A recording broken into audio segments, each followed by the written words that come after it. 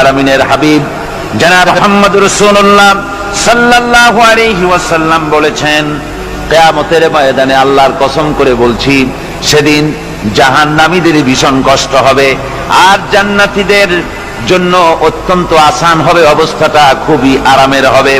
নবীজি বলেন, এক ফরজ নামাজ, এক ওয়াক্ত ফরজ নামাজ আদায় করতে যে সময়টুকুন লাগে, কিয়ামতের মাঠের এই সময় এত বড় বিরাট লম্বা সময় জান্নাতীদের জন্য এরকম হালকা হয়ে যাবে। সুবহানাল্লাহ। হযরত আবু সাঈদ খুদরী রাদিয়াল্লাহু তাআলা আনহু হাদিস খানা বর্ণনা করেছেন, এক ওয়াক্ত নামাজ, একটা ফরজ নামাজ পড়তে যতটুকুন সময় লাগে এতটুকুন সময়ের ভেতরে জান্নাতীদের কারবার শেষ হয়ে যাবে। সুবহানাল্লাহ বিহামদি। আর ওদের কারবার তো শেষই হবে না। وَيَوْمَ تَشَقَّقُ السَّمَاءُ بِالْغَمَامِ وَنُزِّلَ الْمَلَائِكَةُ تَنزِيلًا। ওরা ফেরেশতা দেখতে চায়। সেদিন আসমান সমূহ বিদীর্ণ হয়ে মেঘ পুঞ্জ বেরিয়ে আসবে, আত্মপ্রকাশ করবে। তার ভেতর থেকে ফেরেশতারা ক্রমাগত নাজিল হতে থাকবে। আর অবস্থাটাই হবে, আল মুলকু ইয়াউমাইযিনিল হাক্কু লির-রাহমান ওয়া কানা ইয়াওমান আলাল কাফিরিনা আসীরা। আর সেদিনে বাদশাহী হবে কেবলমাত্র রহমানেরই। ওয়া কানা ইয়াওমান আলাল কাফিরিনা আসীরা। আর সেই কিয়ামতের দিন, সেই সময়টা হবে কাফেরদের জন্য বড়ই কঠিন। এখানে কিয়ামতের কিছু কথা বলা হচ্ছে, কিছু আভাস দেওয়া হচ্ছে যে আসমান সমূহ বিদীর্ণ হয়ে মেঘ পিণ্ড বেরিয়ে আসবে এবং তার থেকে ক্রমাগত ফেরেশতারা নাজিল হতে থাকবে। আল্লাহর হাবিব বলেছেন, কেউ যদি কিয়ামতের দৃশ্য দেখতে চায় সেজন্য সূরা ইজা শামসু কুবিরাত ওয়া ইজা সামাউ ফাতারাত, ইজা সামাউ শাক্কাত, এই সূরাগুলি যেন পড়ে, তাহলে কিয়ামতের দৃশ্য তার চোখের সামনে প্রতিভাত হবে। কিয়ামতের দৃশ্যটা আসলে কেমন হবে সেই সূরাগুলি তেলাওয়াত করলে সে বুঝতে পারবে। যেমন আল্লাহ পাক বলছেন, إذا السماء انفطرت وإذا الكواكب انتثرت وإذا البحار فجرت وإذا القبور بعثرت। যখন আকাশসমূহ চূর্ণ বিচূর্ণ হয়ে যাবে আর তারকাসমূহ বিক্ষিপ্ত হয়ে পড়বে, সমুদ্র মহাসমুদ্রগুলি দীর্ণ বিদীর্ণ হয়ে যাবে, কবরগুলি সব উদ্গীরণ করে দেবে, তার মধ্যে যা আছে সে সবগুলি। আবার আল্লাহ পাক বলেন, ইযাশ শামসু কুবিরাত ওয়া ইযান নুজুমুন কাদারাত ওয়া ইযাল জিবালু সুয়্যিরাত। সূর্য যখন ঢেকে যাবে, তারকাগুলি যখন বিপর্যস্ত হয়ে যাবে আর পাহাড়গুলি যখন চালিয়ে দেওয়া হবে, এই দৃশ্য তোমরা দেখতে পাবে। فإذا النجوم طمست وإذا السماء فرجت وإذا الجبال نسفت। সেদিন অবস্থা এমন হবে, সমস্ত তারকাগুলি স্তিমিত হয়ে যাবে আর আকাশসমূহ দীর্ণ বিদীর্ণ হয়ে যাবে। আর দেখতে পাবে পাহাড়গুলি, সমস্ত পাহাড়গুলিকে উড়িয়ে দেওয়া হবে। আবার অবস্থা আরো কি হবে, فإذا برق البصر وخسف القمر وجمع الشمس والقمر। যখন চক্ষু বিস্ফারিত হয়ে যাবে মানুষের, চাঁদ আর সূর্য নিষ্প্রভ হয়ে যাবে, সব একাকার হয়ে যাবে, চন্দ্র এবং সূর্য তার অস্তিত্বকে হারিয়ে ফেলবে। শুধু তাই নয়, ওয়াহুমিলাতিল আরদু ওয়াল জিবালু ফাদুক্কাতা দাক্কাতাও ওয়াহিদা। জমিন ও পাহাড়গুলির মধ্যে সংঘর্ষ লাগিয়ে দেওয়া হবে আর তা এক ধাক্কায় জমিন এবং সমস্ত পাহাড়গুলি চূর্ণ বিচূর্ণ হয়ে যাবে। সুবহানাল্লাহ ওয়া বিহামদিহি।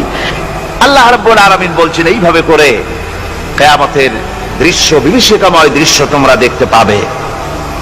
আর সেদিনের রাজত্বটা কার হবে? আল মুলকু ইয়াউমাইযিনিল হাক্কু লিররহমান। সেদিনের রাজত্ব হবে কেবলমাত্র রহমানের। অর্থাৎ যেসব কৃত্রিম বাদশাহী দেখে তোমাদের চোখে ধাঁধা লেগে গিয়েছে, তোমাদেরকে দুনিয়ার বাদশাহী দেখে তোমরা ধোঁকায় পড়ে গিয়েছো, এসব বাদশাহী কিছুই টিকবে না সেদিন। সেদিন শুধু বাদশাহী থাকবে একমাত্র আল্লাহ পাকের। কার থাকবে বাদশাহী? জোরে বলেন কার? আল্লাহ রাব্বুল আলামিন যখন কিছুই থাকবে না ঘোষণা করবেন লিমানিল মুলকুল ইয়াউম লিল্লাহিল ওয়াহিদুল কাহ্হার। আজকে কার রাজত্ব? চারিদিক থেকে আওয়াজ আসতে থাকবে, পরাক্রমশালী আল্লাহ রাব্বুল আলামিনের রাজত্ব। আর কারণ নয়, হাদিস শরীফে এসেছে, বুখারী মুসলিম শরীফের হাদিসে এসেছে, আল্লাহর নবী বলেন আল্লাহ রাব্বুল আলামিন তখন তার এক হাতে আকাশ মণ্ডলীকে ধারণ করবেন, আর এক হাতে জমিনকে ধারণ করবেন। আকাশ মণ্ডলী এক হাতে, জমিন এক হাতে। এভাবে আল্লাহ রাব্বুল আলামিন বলবেন আইনাল জাব্বারুন আইনাল মুতাকাব্বিরুন। কোথায় সেই স্বৈরাচারীরা? কোথায় সেই দুর্বিনীত অহংকারী স্বৈরাচার যারা আমার জমিনের উপরে, আমার মানুষের উপরে রাজত্ব চালিয়েছে? তারা আজকে কোথায়? কোথায় সেই অহংকারীরা?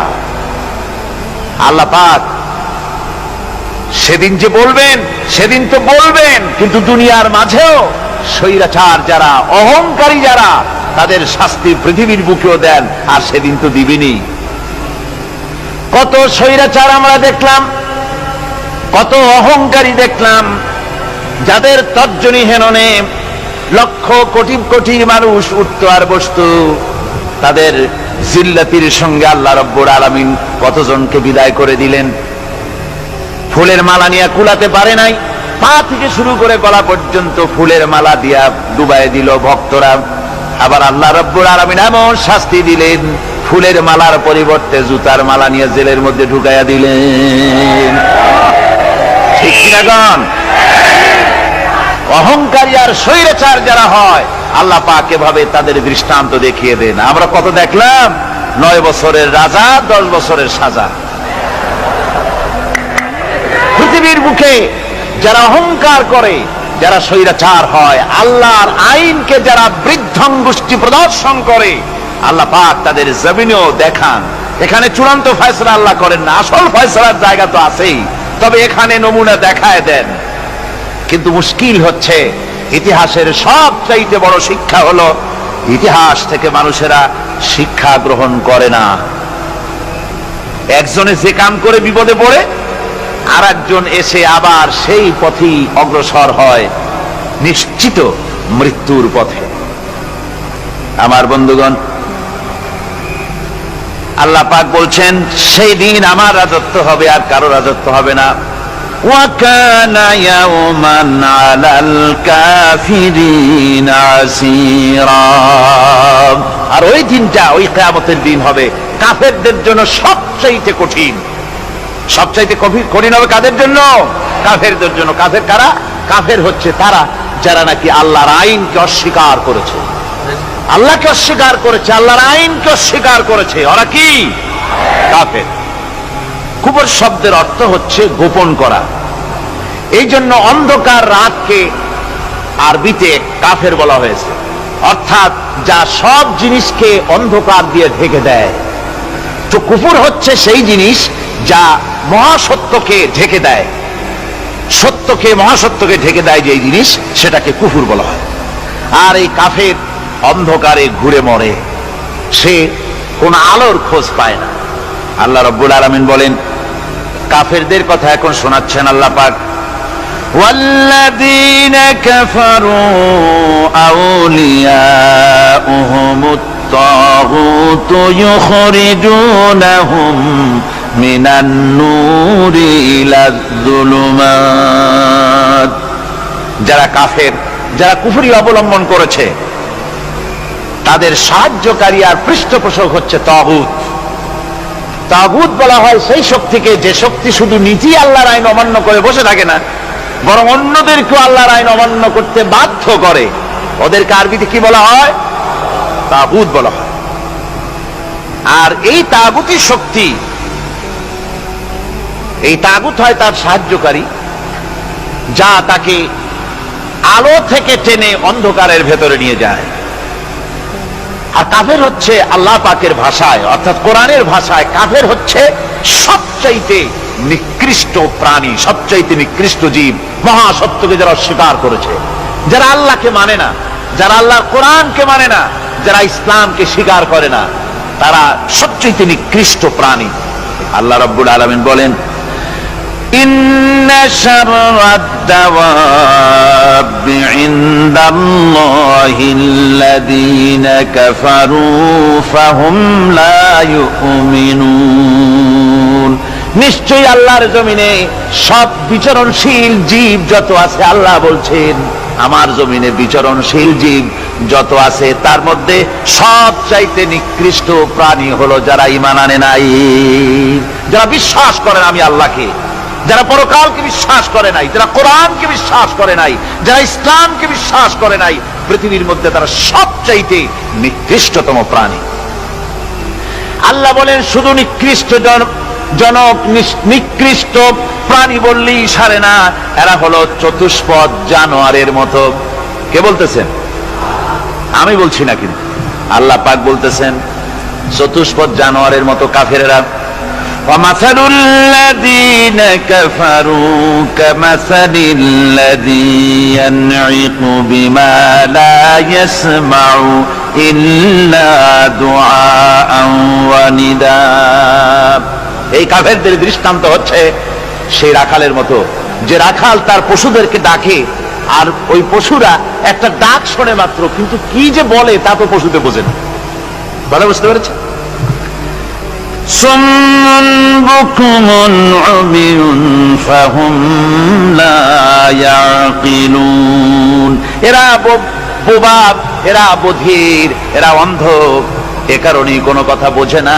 এরা চতুষ্পদ জানোয়ারের চাইতেও নিকৃষ্ট, যাদেরকে আমি আল্লাহ বলেন, যাদেরকে আমি চোখ দিলাম, চোখ থাকতে হক দেখলো না, সব দেখলো, হক দেখে নাই চোখ দিয়া, এই চোখ দিয়া সব দেখলো, নারীর সৌন্দর্য উপভোগ করলো, আর নারীর অঙ্গ প্রত্যঙ্গ নিয়ে নানা ধরনের গল্প লিখলো, কবিতা লিখলো, কিন্তু এই সৌন্দর্য যিনি দিলেন তারেও চিনল না। আছে না কত কবি আমাদের দেশে? আমার দেশের সেই কবি জাতীয় পুরস্কার পায় যে কবি নারীর বিশেষ বিশেষ অঙ্গ নিয়ে বেশি করে নির্লজ্জ কবিতা লিখতে পারে, ওই হলো সবচেয়ে বড় কবি। আমার বন্ধুগণ, একজন বুজুর্গ ব্যক্তি তিনি পথ দিয়ে যাচ্ছিলেন, তো সে পথে এক সুন্দরী যুবতী মেয়েকে দেখে সেই যুবতী মেয়ের দিকে এই বুজুর্গ ব্যক্তি এক নজরে তাকায় আছে। তখন এই ঘটনাটাকে কবি এভাবে লিখতেছেন সাজায়, একদা সুখদায়ক প্রমোদা বদন দর্শন করিব ঝরিল নয়ন, হেসে কহে সে রূপসী সবিস্ময় মন, কহ দেখি মহাশয় কহ কি কারণ, বিষয় বিরাগী তুমি ভুবনে প্রচার, কি হেতু জন্মিল তব মানস বিকার, সামান্য ললনা রূপ করি দর্শন, উচিত না হয় তব অশ্রু বরিশন। বুজুর্গ ব্যক্তি ওই মহিলার দিকে তাকিয়ে তাকিয়ে কাঁদতেছেন। সুন্দরী মহিলা বলেন, আল্লাহর বুজুর্গ বান্দা, আপনি এলাকার ভিতরে বুজুর্গ এবং পীর হিসাবে, বুজুর্গ ব্যক্তি হিসাবে আপনি বিখ্যাত। আজকে আমাকে এখানে দেখে আপনি আমার দিকে তাকায় আমার রূপ উপভোগ করতেছেন আর কাঁদতেছেন। আপনার মতো সংসার বিরাগী মানুষ আমার মতো একটা সুন্দরী মেয়েকে দেখে ভাবে কাঁদা ঠিক না। বুজুর্গ ব্যক্তি বলছেন, হেসে কহিলাম বালে করহ শ্রবণ, নেত্র ঝরে তবু হেতু ভেব না এমন, যে শিল্পী রচিল ওই সুধাংশু বদন, তাহার তরে ঝরে নেত্র নয়নে জীবন। ও আল্লাহর বান্দি, আমি তোমাকে দেখি কান্দি না, আমার চোখে পানি বেরিয়ে গেছে। তোমারে দেখে আমি মনে মনে ভাবলাম, এত সুন্দর করে যিনি মানুষ বানিয়েছেন, না জানি ওই আল্লাহ রব্বুল আলামিন কত বড় সুন্দর। আমার ভাইরা, সুতরাং চোখ থাকতে ওরা আল্লাহ রাব্বুল আলামিনের কুদরত ওরা দেখে নাই, কান থাকতে কোরআনের আওয়াজ ওদের কানের মধ্যে ঢোকে নাই, বিবেক থাকতে আল্লাহর দ্বীনকে বুঝতে পারে নাই, চিন্তা করতে পারে নাই। আল্লাহ রাব্বুল আলামিন বলেন, উলাইকা কাল্লানাম, এরা হলো চতুষ্পদ জানোয়ার, বালহুম আদল, শুধু জানোয়ার না, জানোয়ারের চাইতেও নিকৃষ্ট। এমনই জানোয়ার, আল্লাহ বলেন শুধু জানোয়ার না, জানোয়ারের মতো শুধু খায় জনমের মতো। ওয়াল্লাযীনা কাফারু ইয়াতামাত্তাউনা ওয়া ইয়াকুলুনা কামা তাকুলুল আনআম। এই কাফেরগুলির কাম শুধু ফুর্তি করা, গান বাজনা, নাটক, গল্প, এই সব কাজ তাদের। নামাজ নাই, রোজা নাই, আল্লাহর চিন্তা নাই, তাহাজ্জুদ নাই, পরহেজগারি নাই, শুধু গান আর নাচ। দেখেন না ফুর্তি। এই যে 1 জানুয়ারি রাত 12টার সময় আমার ঘুম ভেঙে গেল, এই যেখানে আমি ছিলাম, বিকট আওয়াজ। আমি মনে করলাম পাশের বাড়ি বুঝি ডাকাত পড়ছে। পরে বাড়িওয়ালা আমাকে বললেন যে ডাকাত না, বোধহয় এই নিউ ইয়ার সেলিব্রেট হচ্ছে, নতুন বৎসর উদযাপন হচ্ছে, বোমা দিয়ে শহরবাসীর আরামের ঘুম হারাম করে এগুলি করা হচ্ছে। এ তো গেল 1 জানুয়ারি। আর যখন আমাদের নিজেরটা যখন আসে, অর্থাৎ 1 বৈশাখ, তখন দেখছেন অবস্থা 1 বৈশাখে। এবছর আমাদের দেশে 1 বৈশাখে ঢাকায় যে দৃশ্য আমি টিভির মধ্যে দেখলাম, তাতে আমার মনে হয়নি যে 12 কোটি মুসলমানের দেশে রাজধানীতে এই দৃশ্য হচ্ছে। আমার মনে হচ্ছিল এটা বুঝি কলকাতা অথবা অন্য কোনো শহর হবে। আমি দেখলাম সমস্ত যুবক যুবতী, নারী পুরুষ, বিভিন্ন বয়সের লোক সব একসঙ্গে রাস্তায় নেমেছে, নাচতেছে। তার মধ্যে বুদ্ধিজীবী আছে, শিক্ষিত লোক আছে, সমানে নাচতেছে। আর তাদের মুখোশ পরা, বানরের মুখোশ, কুকুরের মুখোশ, শূকরের মুখোশ, ঘোড়ার মুখোশ, পাতিশিয়ালের মুখোশ, এই মুখোশ পরে এভাবে নাচতেছে। আমি চিন্তা করলাম, নববর্ষের সাথে কুত্তার মুখোশের সম্পর্ক কি? নববর্ষের সাথে পাতি শ্রীগালের মুখোশের সম্পর্ক কি? তাহলে ওরা কি বলতে চায় যে আগামী বছরটা আমরা কুত্তার ভূমিকায় অ্যাক্টিং করব, অথবা শ্রীগালের মতো ধূর্তামি করব জাতির সাথে? তারপরে কি করলো? সকাল বেলায় যুবক যুবতী 1 বৈশাখ সূর্য উদয়ের আগে রমনা লেকের পাড়ি গিয়ে সব দাঁড়িয়েছে বাসন্তী রঙের শাড়ি পরে। তারপরে সেখানে দাঁড়িয়ে সূর্য উদয়ের পানে তাকিয়ে সকাল বেলায় ভাবে করজোর করে বলছে, এসো হে নববৈশাখ স্বাগতম হে। নববৈশাখ অলক্ষে বোধহয় এটা শুনে বলতেছে, বাবাজিরা আমারে ডাকতেছো, অপেক্ষা করো, আমি আসতেছি। আমারে ডাকতেছো, আমি আসতেছি, কোমরে গামছা বেঁধে আসতেছি, 225 মাইল স্পিডে আসতেছি, 30 ফুট উঁচু জলোচ্ছ্বাস নিয়ে আসতেছি, নববৈশাখের মজা স্বাদ চাখাইতে। আমার ভাইরা, মুসলমান নববর্ষ উদযাপনের সাথে মুসলমানের কিসের সম্পর্ক? মুসলমান যদি এই দিন উদযাপনই করে, তাহলে তাকে করতে হবে ফজরের নামাজ পড়বে। মুসলমান নববর্ষ উদযাপন করবে, ফজরের নামাজ পড়বে, তারপরে কোরআন শরীফ তেলাওয়াত করবে, দরুদ শরীফ পড়বে, আল্লাহর দরবারে হাত তুলে বলবে, রব্বুনা রাব্বিন, 1 বছর পার করে দিলাম, নাফরমানি ছাড়া কিছুই তো করি নাই, বিগত বছরে যা করেছি মাফ করে দাও, আগামী বছরটা গোটা জাতি আর দেশের জন্য কল্যাণকর মঙ্গলময় করে দাও। এটাই তো বলা উচিত ছিল নাকি বলে? তা না করে, তা না বলে, বৈশাখের পরিচালককে না দেখে সরাসরি বৈশাখকে আহ্বান করা হয়েছে। আর বৈশাখ আহ্বান করার মজা জনমের মতো দেখাই দিয়েছে। আল্লাহ রাব্বুল আলামিন তাই বলেন, কাফেররা তাদের কাজ হলো শুধু খাওয়া, তারা এমন খাওয়া খায় জনমের মতো খায়। ইয়াকুলুনা কামা তাকুলুল আনাম, জানোয়ারে যেমন খায় ওই রকম খায়। তার মানে খায়, একটু বিসমিল্লাহ কয় না, খায়া যখন ছেড়ে দেয় তখন আলহামদুলিল্লাহ বলে না, বাহাত দিয়ে খায়, আবার বাহাত দিয়ে খায়। ডাব একটা কাটলো, বিসমিল্লাহ নাই, খাইলো, 2-4 ঢোক খাইয়া পুরা ডাবটারে ফালাই দিল। ডাবটা কি তোমার বাজান তৈরি করছিল নাকি? একটু বিসমিল্লাহ বললা না, একটু শুকরিয়া আদায় করলাম। আমি গত এই ডিসেম্বর গেল, ডিসেম্বরের 16 তারিখ আমেরিকা থেকে এসেছি। ওখানে দেখলাম তারা প্রতি নভেম্বর মাসের শেষ বৃহস্পতিবার থ্যাঙ্কস গিভিং ডে অবজার্ভ করে। তা আমি জিজ্ঞেস করলাম, থ্যাঙ্কস গিভিং ডে জিনিসটা কি? ওরা বলল, এটা হচ্ছে এই যে গড আমাদেরকে সারা বছর ভালো খাওয়াইছে, আমাদেরকে ভালোভাবে পড়াইছেন, সুন্দর রেখেছেন, এই জন্য আমরা গডকে থ্যাঙ্কস দেই নভেম্বরের এই শেষ দিনটিতে। সারা বছরে ভালো খাইছি, ভালো থাকছি, এই জন্য গভর্নমেন্টকে মানে গডকে থ্যাঙ্কস দিলাম। আমি আমার আলোচনায় সেখানে বললাম যে দেখেন, রাশিয়ার সাথে আমেরিকার পার্থক্য তো এখানে, ওরা গডকে অস্বীকারই করেছে, গডই মানে না। আর এরা গডের নামাজ রোজা বা ইবাদত কিছু করুক আর না করুক, গডের অন্তত একটা ধন্যবাদ দেয়। ওরা ওদের ডলারে লিখেছে, ইন গড উই ট্রাস্ট, প্রত্যেকটা ডলারে লেখা আমরা গডে বিশ্বাস করি। তো শুকর আদায় করলে তো আল্লাহ বাড়িয়ে দিবেন। আল্লাহ রাব্বুল আলামিনের সুন্নাত হলো, শুকর যদি কেউ আদায় করে আল্লাহ বাড়িয়ে দেন।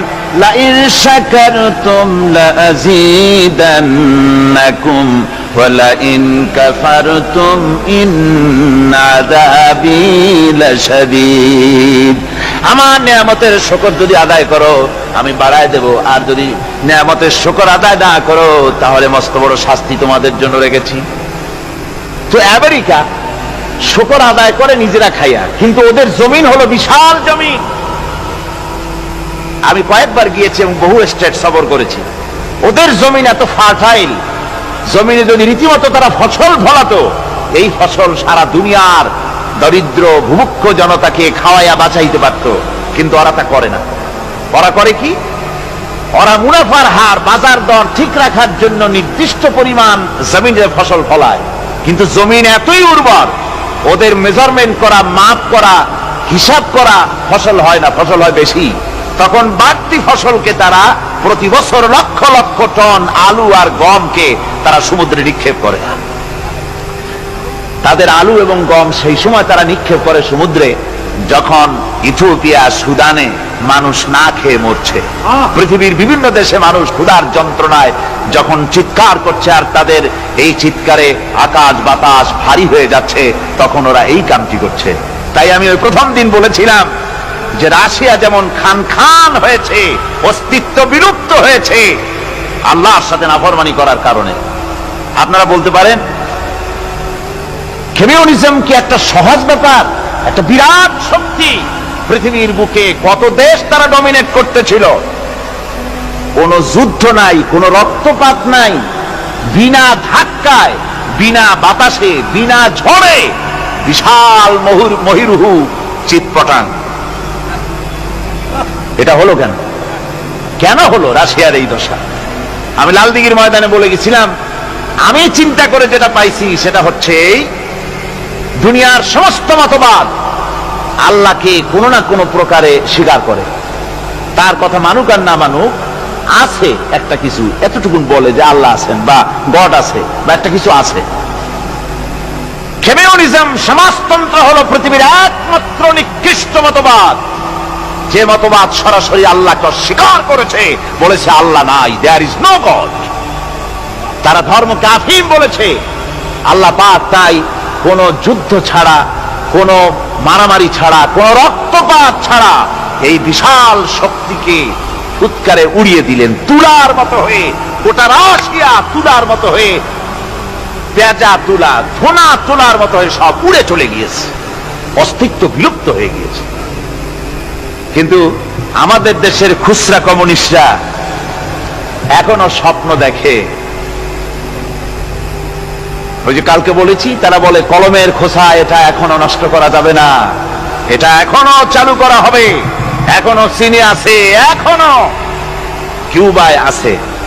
ওই কিউবা থেকে, চীন থেকে ফিদেল কাস্ট্রোর একটু আওয়াজ শোনে, চীন থেকে মিস্টার ব্যাং না কি জানি না, ব্যাং এর আওয়াজ শোনে, আর তাই মনে করে এ বুঝি সমাজতন্ত্রের বিজয়ের গান। না, চীন থেকে আর কিউবা থেকে যে আওয়াজ আজকে উঠতেছে, এই আওয়াজ সমাজতন্ত্রের বিজয়ের আওয়াজ নয়, এটা হলো সমাজতন্ত্রের মরণ যন্ত্রণার গোঙানির আওয়াজ। কাজেই এরা দুনিয়ার বুকে শুধু আনন্দ এবং ফুর্তি করে, আল্লাহর হককে, আল্লাহকে চিনতে তারা ব্যর্থ হয়েছে। আল্লাহ রাব্বুল আলামিন বলেন, অবিশ্বাসীদের কৃতকর্ম, তাদের কাজগুলি, তাদের কর্মফল সব নিষ্ফল হয়ে যাবে। ওয়াল্লাযীনা কাফারু আ'মালুহুম কাসারাবিন বিকিআতিন ইয়াহসাবুহুল যামআনু মা। আল্লাহ পাক বলেন, কাফের যারা, অবিশ্বাসী যারা, যারা আমাকে অস্বীকার করেছে, অবিশ্বাস করেছে, তাদের আমলগুলি হলো মরুভূমির মধ্যে মরীচিকার মতো। মরুভূমির মরীচিকা, মানুষ যখন মরুভূমির ভিতর দিয়ে যায়, পানির পিপাসা লাগে, দূরে দেখে পানি চিকচিক করতেছে, আর ওই মরীচিকা যেটাকে সে পানি মনে করেছিল, হাত্তা ইযা জাআহু লাম ইয়াজিদহু শাইআ, যেটাকে সে পানি মনে করে ছুটতেছিল, যখন কাছে গেল আল্লাহ পাক বলেন কিছুই সেখানে পায় না, শুধু মরীচিকা, বালু আর বালু। এরকম করে যারা আমার দিনকে অস্বীকার করেছে, আমাকে অস্বীকার করেছে, তারা যত ভালো কাজ করুক আর যাই করুক না কেন, তাদের কৃত কর্মগুলি এভাবে সব নিষ্ফল। এ হলো এক কথা। 2 নম্বরের কথা হলো, ওরা মনে করেছিল সমাজতন্ত্র শান্তি দেবে, কমিউনিজম শান্তি দেবে, সোশ্যালিজম শান্তি দেবে, ক্যাপিটালিজম শান্তি দেবে। এই শান্তির চিন্তা করে অগণিত মানুষকে হত্যা করে সমাজতন্ত্রের রাজত্ব যখন কায়েম করলো, 70 বছরও চলে গেল, তারপরে তারা দেখলো হাত্তা ইযা জাআহু লাম ইয়াজিদহু শাইআ, কিচ্ছুই পেল না। তারা ক্ষুধার যন্ত্রণায় মরলো, কাপড় নাই, খাবার নাই।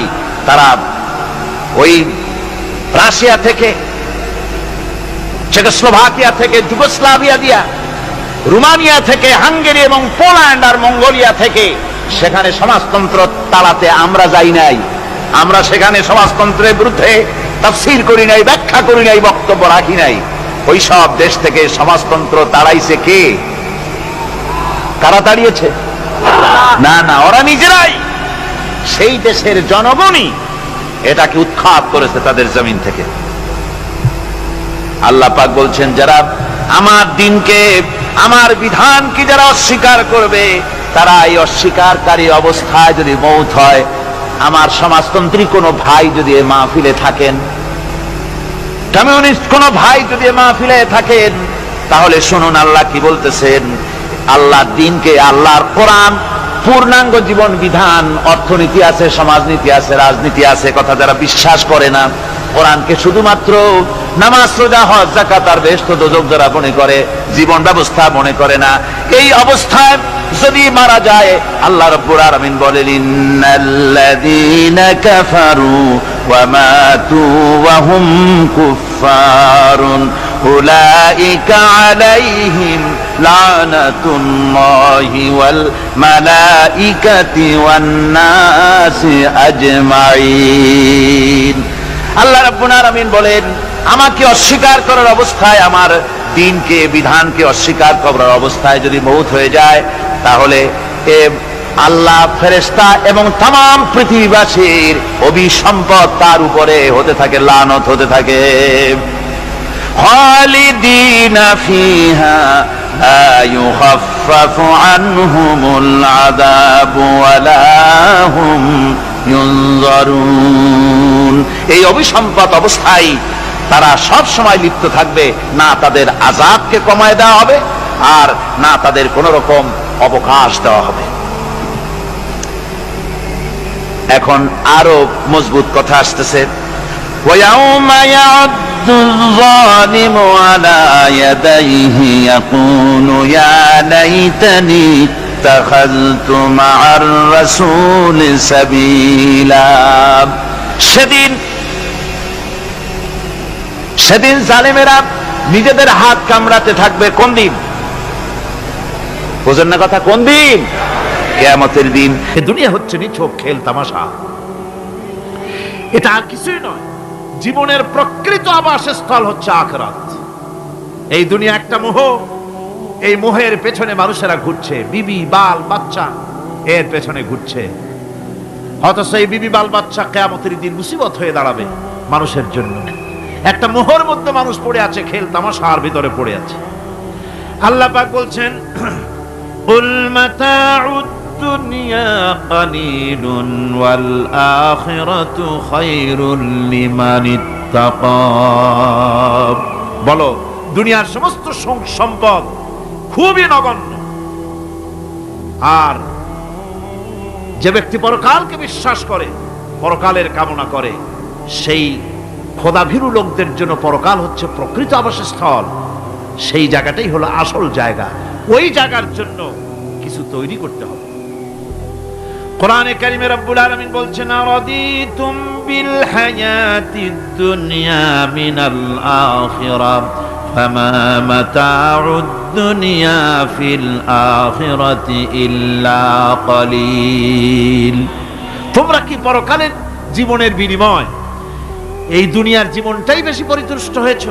অথচ দুনিয়ার জীবনের সুখ সম্পদ তো পরকালের তুলনায় খুবই নগণ্য। পরকালের সুখ অনেক বেশি, পরকালের দুঃখটা অনেক বেশি, সুখটাও অনেক বেশি। পরকালটা স্থায়ী, সুতরাং দুনিয়ার মুহে না পড়ে পরকালের জন্য জীবনটাকে পরকাল ভিত্তিক জীবন তৈরি করো। আল্লাহ পাক বলছেন, ফাম্মা মান তাগা ওয়া আসারাল হায়াতাদ দুনিয়া ফাইন্নাল জাহিমা হিয়াল মাওয়া। অথবা যে ব্যক্তি বিদ্রোহ করেছে এবং দুনিয়ার জীবনকে অগ্রাধিকার দিয়েছে, তার জায়গা হচ্ছে জাহান্নাম। জোরে বলেন নাউজুবিল্লাহ। যে ব্যক্তি আল্লাহর সঙ্গে বিদ্রোহ করেছে আর পরকালের জন্য পাথর জোগাড় করে নাই, দুনিয়াকে অগ্রাধিকার দিল, পরকালকে ভুলে গেল, তার জায়গা হলো জাহান্নাম। ওয়া আম্মা মান খাফা মাকামা রাব্বিহি ওয়া নাহান নাফসা আনিল হাওয়া ফাইন্নাল জান্নাতা হিয়াল মাওয়া। আর যে ব্যক্তি আপন প্রভুর সামনে উপস্থিত হওয়াকে ভয় করেছে এবং আপন প্রবৃত্তিকে লালসা মুক্ত করেছে, লালসার হাত থেকে রক্ষা করেছে, আল্লাহ রাব্বুল আলামিন কিয়ামতের দিন তার জন্য রেখে দিয়েছেন জান্নাত। তার জন্য কোন জায়গা? জান্নাত।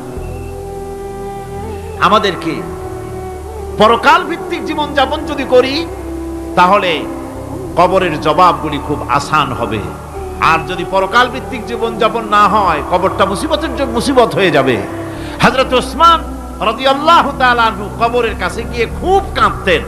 সাহাবায়ে কেরাম প্রশ্ন করেছেন, হুজুর, রাসূল করিম সাল্লাল্লাহু আলাইহি সাল্লাম যখন জান্নাত ও জাহান্নামের ওয়াজ করেন, তখনও তো এত বেশি আপনি কাঁদেন না, যত বেশি কাঁদেন কবরের কাছে এসে, কারণ কি? হযরত ওসমান রাদিয়াল্লাহু তাআলা আনহু বলতেন, আমার সাথীরা, আমি আমার হাবিবের কাছে, আল্লাহ রাব্বুল আলামিনের রাসূলের কাছে আমি শুনেছি, এই কবরটাই হলো প্রথম স্টেশন, এই কবরটাই হলো প্রথম ইমিগ্রেশন কাউন্টার। এই জায়গায় কেউ যদি ধরা পড়ে যায়, কারো যদি চার্জশিট হয়ে যায়, সব জায়গায় ধরা পড়ে যাবে। হাসরে মিজানে সিরাতে কোনো জায়গায় নাজাত পাবে না। আর এই কবরটা যদি কেউ মুক্তি পেয়ে যায়, মিজান সিরাত হাসর সব জায়গা থেকে আল্লাহ তারে ভালোভাবে পার করে দিবেন। এটা হলো আসল জায়গা, মারাত্মক জায়গা, খুব মারাত্মক জায়গা। আমি এটাকে ইমিগ্রেশন কাউন্টার বলেছি আমার ভাষায়। ইমিগ্রেশন কাউন্টার যারা বিদেশ ভ্রমণ করেছেন তারা জানেন। লন্ডন যাবেন, আমেরিকা যাবেন, সৌদি আরব যাবেন, যে কোনো বিদেশে যাবেন, গেলেই পাসপোর্ট তারা দেখবে।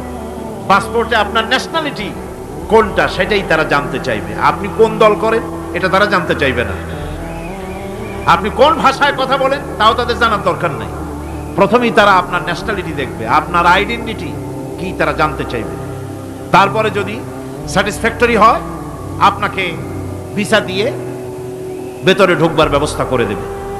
আর যদি তারা স্যাটিসফাইড না হয় তাহলে আপনাকে মেহমানখানায় ঢুকানো হবে গ্রেফতার করে।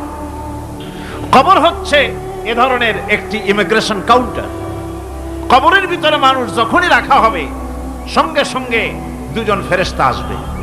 কবরের কাছে যারা এসেছিল দাফন হয়ে যাওয়ার পর এই লোকগুলি 40 কদম যেতে যতক্ষণ লাগে এর মধ্যেই দুজন ফেরেশতা এসে যাবে।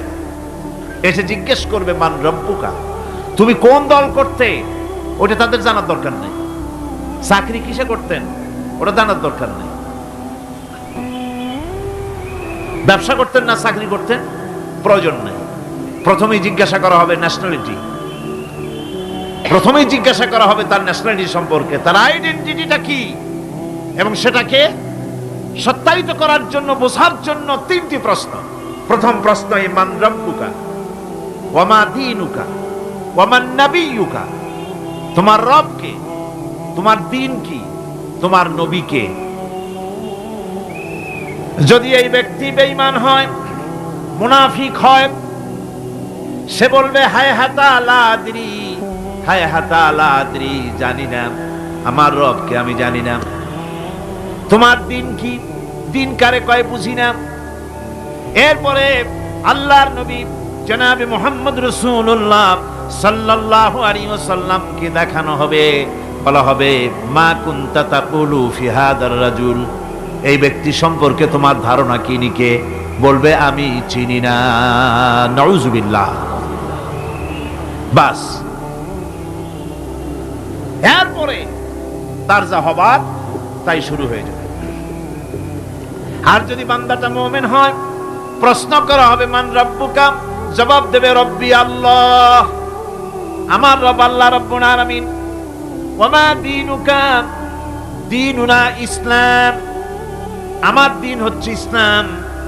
এরপরে আল্লাহর নবীকে দেখানো হবে। কয়েক রকমের বর্ণনা আছে, কোন বর্ণনায় আছে হুজুরের আকারে দেখানো হবে, অথবা রাসূলকে সরাসরি দেখানো হবে। বলা হবে মা কুনতা তাকুলু ফি হাদার রাজুল, এই লোকটি সম্পর্কে ধারণা কি। মুমিন ব্যক্তি বলবে হাদা নবিয়ুনা মুহাম্মাদুর রাসূলুল্লাহ সাল্লাল্লাহু আলাইহি ওয়াসাল্লাম, ইনি আমার তো সেই নবী মুহাম্মাদুর রাসূলুল্লাহ সাল্লাল্লাহু আলাইহি ওয়াসাল্লাম। আমরা যেন এই রকমের জবাব দিতে পারি, আল্লাহ কবুল করো। সকলে জোরে কোন আমিন। জবাব হয়ে যাওয়ার পর গায়ব থেকে আওয়াজ আসবে ফাফরিশু বিল জান্নাতি ওয়ালবিসু বিল জান্নাহ, ও আমার ফেরেশতারা আমার এই বান্দাকে জান্নাতের পোশাক পরায়া দাও আর কবরটাকে জান্নাতের বিছানা বিছায়া দাও। জান্নাতের পোশাক পরায় দাও, জান্নাতের বিছানা বিছায়া দাও। ইলা মাদ্দা বাসারিহি, তার চোখের দৃষ্টি যত দূর যায় কবরটা ততটা প্রশস্ত করে দাও। এরপর বেহেশতের পোশাক পরাইয়া বেহেশতের বিছানা বিছায়া ফেরেশতা বলবে নম কানাউমুল উরুস, ঘুমিয়ে যাও। দুলামিয়া যেমন বাসর সজ্জায় নতুন বউ নিয়ে আরামে ঘুমায়, এরকম আরামে ঘুমায় যাও। ইলা ইয়াউমিল কিয়ামা, কিয়ামত পর্যন্ত ঘুমায় থাকো,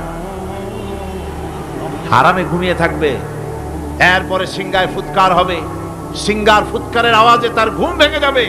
বলবে ইয়া ওয়াইলানা মান বা'সানা মিন মারকাদিনা, হায় আফসোস, আমার এত আরামের ঘুম থেকে কে আমাকে জাগ্রত করলো, আমার ঘুমটারে নষ্ট করলো কে। আওয়াজ আসবে হাদা মা ওয়াদার রহমান ওয়া সাদাকাল মুরসালুন, এটা হচ্ছে রহমানের সেই ওয়াদা, আর মুরসালিনরা নবীরা সত্য কথাই বলেছিলেন, সেই কিয়ামত অনুষ্ঠিত হচ্ছে। আমার বন্ধুগণ,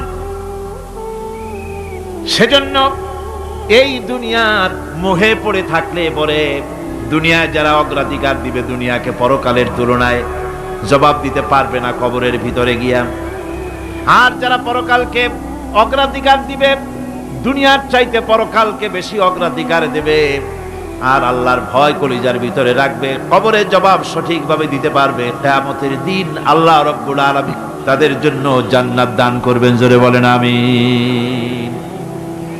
দুনিয়াটা হচ্ছে দুনিয়া যেখানে আমরা আছি। আমি আগেই বলেছি দুনিয়া হচ্ছে আত্মা শব্দ থেকে এর উৎপত্তি হয়েছে। তুচ্ছ, নিকৃষ্ট, এটার দাম নাই, এটার মূল্য নাই। হযরত ইবনে কাইয়্যিম রাহিমাহুল্লাহ নওয়ারাল্লাহু মারকাদাহু ওয়া জাআলাল জান্নাতা মাথওয়াহু। হযরত ইবনে কাইয়্যিম তিনি বলছেন, সুন্দর করে বলছেন দুনিয়া সম্পর্কে, মা মাদা ফিদ দুনিয়া আহলামুন ওয়া মা বাকিয়া মিনহা আমানি ওয়াল ওয়াক্তু বাইনাহুমা দায়ুন। মা মাদা ফিদ দুনিয়া আহলামুন, জীবনের যে অংশ ফেলে এসেছি সেটা আজ একটা স্বপ্ন। ওয়া মা বাকিয়া মিনহা আমানি, আর জীবনের যে অংশ সামনে বাকি আছে সেটা এখন একটা আকাঙ্ক্ষা। ওয়াল ওয়াক্তু বাইনাহুমা দায়ুন, আর এর মাঝখান থেকে সময় সব চলে যাচ্ছে। কত বড় কথা চিন্তা করেছেন? জীবনের যে অংশ ফেলে এসেছি তা আজকে স্বপ্ন, তা আজ কি বলেন? স্বপ্ন। আর সামনে যা আছে সেটা আকাঙ্ক্ষা, আর মাঝখান থেকে সময় সব চলে যাচ্ছে। এরপরে তিনি বলছেন, ওয়ামান ইয়াসহাবিদ দুনিয়া ইয়াকুন মিসলা কাবিদিন আলাল মাই খানাতুহু ফুরুজুল আসাবিঈ। দুনিয়াদারের অবস্থা হচ্ছে এই, কেউ যদি দুই হাতে পানি খামসায় ধরে, দুই হাতে কি ধরছে বলেন? দুই হাতে পানি খামসায় ধরেছে, খুব মজবুত করে ধরেছে, 2 মুঠ পানি। বলেন থাকবে কতটুকু? কতটুকু থাকবে? 1 ফোঁটাও থাকবে না। কারণ তার আঙ্গুলের ফাঁক তার সাথে খেয়ানত করবে, আঙ্গুলের ফাঁক দিয়া পানিগুলি সব বেরিয়ে চলে যাবে।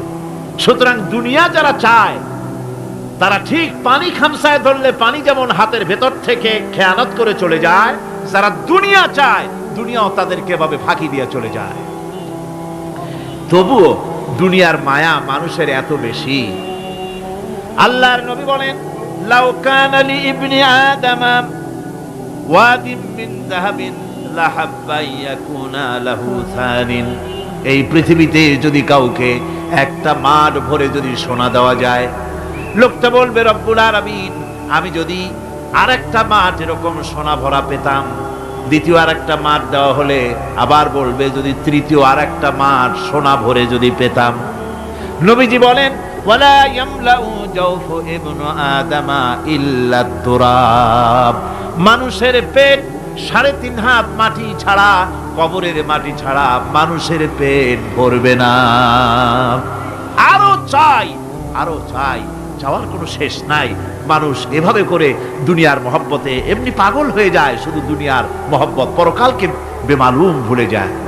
আমি কিন্তু এই কথা বুঝাতে চাই নাই যে পরকালের মহব্বতে, পরকালের ভয়তে বা পরকালের জন্য দুনিয়া আপনি বাজার ঘাট, বেচা কিনা, ব্যবসা বাণিজ্য সবকিছু ভুলে যান, না তা নয়। ভুল বোঝার কোনো কারণ নাই। পরকালকে অগ্রাধিকার দিতে হবে, মানে দুনিয়াটা চিরস্থায়ী জায়গা নয়। চিরস্থায়ী হচ্ছে কোনটা? আখিরাত। চিল্লা এখন কোনটা? সুতরাং এখানে যা করতে হবে, আখিরাতে জবাবদিহিমূলক জীবন যাপন করতে হবে। আপনি ব্যবসা করবেন, ওজনে কম দিতে পারবেন না।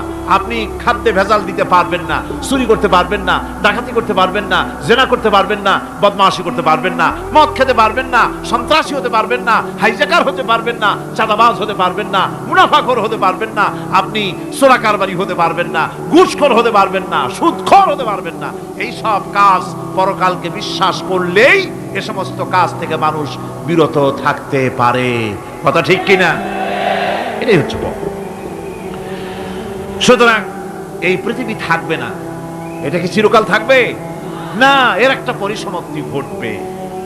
যেমন করে সারা বছর লেখাপড়া করার পর কলেজে, বিশ্ববিদ্যালয়, মাদ্রাসায়, হাই স্কুলে, সব জায়গায় সারা বছর লেখাপড়া করার পর যেমন পরীক্ষা দেওয়ার একটা দিন আসে, সারা বছর ব্যবসা করার পর হিসাব নিকাশ করার যেমন একটা সময় আসে, সারা মাস চাকরি করার পর বেতন পাওয়ার যেমন একটা দিন আসে, সারা জীবন চাকরি করার পর পেনশন পাওয়ার যেমন একটা সময় আসে, অনুরূপভাবে এই দুনিয়া যেদিন শেষ হয়ে যাবে, আল্লাহ নির্ধারিত সময় শেষ হয়ে যাওয়ার পর একটা সময় আসবে যখন আল্লাহ রব্বুল আলামিন সব শেষ করে দিবেন, লন্ড ভন্ড হয়ে যাবে, কিছুই থাকবে না। কোরআনে কারিমে আল্লাহ সব বলেছেন, কোরআনে সব আল্লাহ বলে দিয়েছেন। আল্লাহ পাক বলেন এই পৃথিবীর সব কেমন ভাবে ধ্বংস হবে তার চিত্র আল্লাহ পাক কোরআনে কারিমে তুলে ধরেছেন। ইযাস সামাউ ফাতারাত ওয়া ইযাল কাওয়াকিবু তাসারাত ওয়া ইযাল বিহারু ফুজ্জিরাত ওয়া ইযাল কুবুরু বু'সিরাত। যখন আকাশসমূহ দীর্ণ বিদীর্ণ হয়ে যাবে, তারকাগুলি বিক্ষিপ্ত হয়ে ছিটকে পড়বে, আর সমুদ্রগুলি উচ্ছ্বসিত হয়ে পড়বে, কবরগুলি সব তার ভেতরে যা আছে উদ্গীরণ করে দেবে, তারকাগুলি স্থিমিত হয়ে যাবে। এরপরে সমস্ত আকাশগুলি কাতাইয়িস সিজিল্লিল কুতুব, কিতাবের পৃষ্ঠার মতো একটার পরে একটা ঠাস ঠাস করে পড়তে থাকবে, চূর্ণ বিচূর্ণ হয়ে ভেঙে চুরে একাকার হয়ে যাবে। পাহাড়গুলিকে উড়িয়ে দেওয়া হবে, চন্দ্র এবং সূর্য একাকার হয়ে যাবে। আল্লাহ রাব্বুল আলামিন বলেন ফাইযা বারিকাল বাসার ওয়া খাসাফাল কমার ওয়া জুমিআশ শামসু ওয়াল কমার। চক্ষু যখন বিস্ফারিত হয়ে যাবে, চাঁদ যখন তার আলো হারিয়ে ফেলবে, সূর্য যখন তার আলো হারিয়ে ফেলবে, চাঁদ আর সূর্য সব একাকার হয়ে যাবে, সেই সময়ের অবস্থাটা কি চিন্তা করো। মানুষ হয়রান হয়ে দৌড়াদৌড়ি করবে। ওয়াহুমিলাতিল আরদু ওয়াল জিবালু ফাদুক্কাতা দাক্কাতান ওয়াহিদা। জমিন এবং পাহাড়গুলির মধ্যে আল্লাহ রাব্বুল আলামিন সংঘর্ষ বাঁধিয়ে দিবেন, পাহাড়গুলি ভেঙে চুরে টুকরা টুকরা হয়ে যাবে, পাহাড়গুলি উঁচু করে জমিনের উপরে আছাড় মেরে আল্লাহ রাব্বুল আলামিন ভেঙে চুরে চুরমার করে দিবেন। সুবহানাল্লাহ। ওয়া তাকুনুল জিবালু কালইনিল মানফুশ। পাহাড়গুলো ভেজা ধোনা তুলার মতো করে উড়িয়ে দেওয়া হবে, পাহাড় উড়ে যাবে। সুবহানাল্লাহ। পাহাড় পাথরের তৈরি করা পাহাড়, এই পাহাড়গুলি তুলার মতো হয়ে উড়বে কিভাবে? আমি এই দৃশ্য নিজের চোখে কিছুটা হলেও দেখছি। আজ থেকে 10 দিন আগে আমি ইতালি সফর করে এসেছি। ইতালির রাজধানী রোম। রোম প্রাচীন সভ্যতার লালন ভূমি। কোরআনে কারিমে সূরায়ে রোম রয়েছে, এই রোম সেই রোম। এখানের বাদশার কাছে রাসূল করিম সাল্লাল্লাহু আলাইহি সাল্লাম হেরাক্লিয়াসের কাছে চিঠি পাঠিয়েছিলেন, সেই রোম। 12 থেকে 15,000-এর মতো বাংলাদেশি মুসলমান সেখানে আছে। জুমার দিন, যেদিন আমি গেলাম তার পরের দিনই জুমা ছিল। জুমার নামাজ পড়লাম ভ্যাটিকানের কাছেই বিশাল মসজিদ, ইউরোপের ভিতরে সবচাইতে বড় মসজিদ এটা। রোম ইসলামের দুশমনদের রাজধানী। সেইখানে যখন আযান হচ্ছে আশহাদু আন্না মুহাম্মাদার রাসূলুল্লাহ, আমার অনুভূতির কথা আপনাদেরকে বোঝাতে পারবো না, কি অনুভূতির সৃষ্টি হয়েছে আমার ভেতরে। ভ্যাটিকানের পোপ এক পাশে, কিছু দূরেই ভ্যাটিকান, ওটা হচ্ছে গোটা পৃথিবীর সমস্ত খ্রিস্টানদের কাবা, ভ্যাটিকান। তার পাশেই বিশাল মসজিদ, সেখানে নামাজ পড়লাম। চিন্তার ভেতরে আসলো আল্লাহ রাব্বুল আলামিন তার হাবিবের নাম, তার তাওহীদ, তার রিসালাতকে কিভাবে বিশ্বময় ছড়িয়ে দিলেন। আবু জাহেল চাইছিল মুহাম্মদ সাল্লাল্লাহু আলাইহি ওয়াসাল্লামকে স্তব্ধ করে দেবে মক্কার জীবনেই। কত বদনাম, সাহের, কাহেন, কাযযাব, শায়ের, নাউযুবিল্লাহি মিন যালিক, কত গালাগালি করলো। আর আল্লাহ শোনালেন, হাবিব চিন্তার কোনো কারণ নাই, ওয়া রাফা'না লাকা যিকরাক, আমি আপনার প্রশংসা বিশ্বময় ছড়িয়ে দেব। সুবহানাল্লাহ ওয়া বিহামদিহি। রোম প্রোগ্রাম শেষ করে আমাকে তারা নিয়ে গেল, যেটা আমি বলছি সফর কাহিনী শোনাবার সময় এটা না, যেহেতু এর সঙ্গে প্রাসঙ্গিক সেজন্য বলছি। পাহাড় কেমনে তুলার মতো হয়ে উঠবে তার নজির দেখেছি। রোম শহর থেকে 300 মাইল দূরে, 300 কিলোমিটার দূরে নেপোলিয়ান বোনাপার্ট তার বাড়ি, এবং ওটা তার নামে একটা প্রভিন্স। ভূমধ্য সাগরের পারে ভিসুবিয়াস, পৃথিবীর সবচাইতে বড় আগ্নেয়গিরি। সেটা দেখাতে নিয়ে যাওয়া হলো আমাকে, যে পাহাড়টা পৃথিবীর মাটি থেকে তার চূড়া হচ্ছে 3 মাইল উঁচু।